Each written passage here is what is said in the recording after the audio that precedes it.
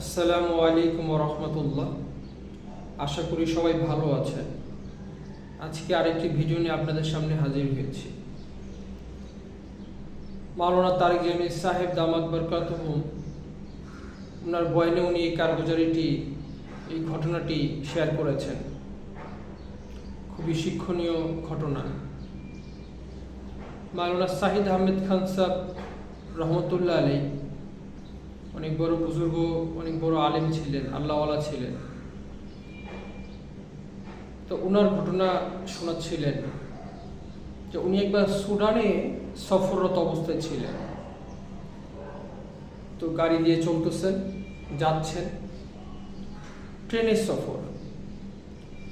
আর সাথীদেরকে বলতেছেন যে দেখো, আমি এমন এক দোয়া জানি, আমি যদি দোয়া করি তো আল্লাহ সুবহানাহু ওয়া তাআলা জঙ্গলের মধ্যে রিজিক পৌঁছায় দিবেন। সুবহানাল্লাহ। তো আল্লাহ সুবহানাহু ওয়া তাআলা মাঝে মাঝে তার নেক বান্দাদের মাধ্যমে আল্লাহ সুবহানাহু ওয়া তাআলা কিছু নেক বান্দাদের মাধ্যমে তার কুদরতকে জাহির করেন। যে আল্লাহ সুবহানাহু ওয়া তাআলা যদি কাউকে সাহায্য করতে চায় সেটা কিভাবে আল্লাহ তাআলা করেন। তো এই আলোচনা চলতেছিল, পথে মধ্যেই গাড়িটা খারাপ হয়ে গেছে। এখন এমন একটা জায়গাতে গাড়িটা খারাপ হয়েছে, সেখানে আসলে খাবারের কোনো ব্যবস্থা করার অবস্থাও ছিল না, সে পরিবেশও ছিল না। তখন সব সাথীরা বলতেছে যে হযরত তাহলে দোয়া করেন। তো দোয়া তো আমরাও করি, সাহাবায়ে কেরামরাও করছেন, কিন্তু কোন জায়গা থেকে করছেন? কোরআন এবং হাদিসের থেকে, এর বাইরের থেকে তো কোনো কিছু করেন নাই।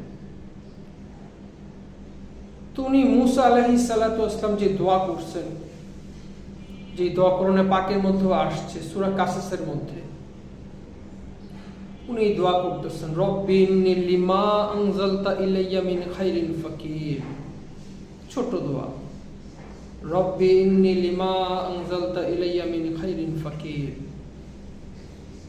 তো 10 মিনিট, 15 মিনিট, আধা ঘন্টা হবে সর্বোচ্চ উনি দোয়া করতেছেন। দোয়া করা অবস্থায় জঙ্গলের কোনো এক জায়গা থেকে, কোনো এক দিক থেকে বিশাল বড় স্বাস্থ্যবান একজন লোক একটা বড় একটা খাঞ্চা অথবা গামলা অথবা ডেকচি, যেটাই আমরা বলি, এটা পুরো ঢাকা, এবং এটা নিয়ে সে খুব দ্রুত আসতেছে।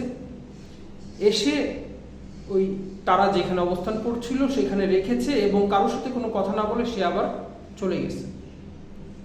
তো যখন হুজুর অনুমতি নিল যে হুজুর এটা কি খুলবো, ঠিক আছে, তো খুলে দেখে যে আস্ত একটা খাসি ভুনা।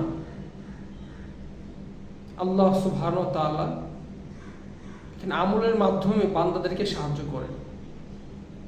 এই জন্য আল্লাহ সুবহানাহু ওয়া তাআলা, আমরাও যদি এরকম কোনো বিপদে, কোনো অবস্থায়, কোনো সমস্যার মধ্যে থাকি, আমরা এই দোয়ার উপর আমল করতে পারি, ইনশাআল্লাহ আল্লাহ তাআলা সাহায্য করবেন। আল্লাহ সুবহানাহু ওয়া তাআলা আমাদের সকলকে বেশি থেকে বেশি নেক আমল করার তৌফিক দান করুক, এবং আল্লাহ পাকের উপর ভরসা করার তৌফিক দান করুক। ভিডিওটি শেয়ার করে সকলকে দেখার সুযোগ করে দিবেন। আসসালামু আলাইকুম ওয়া রাহমাতুল্লাহ।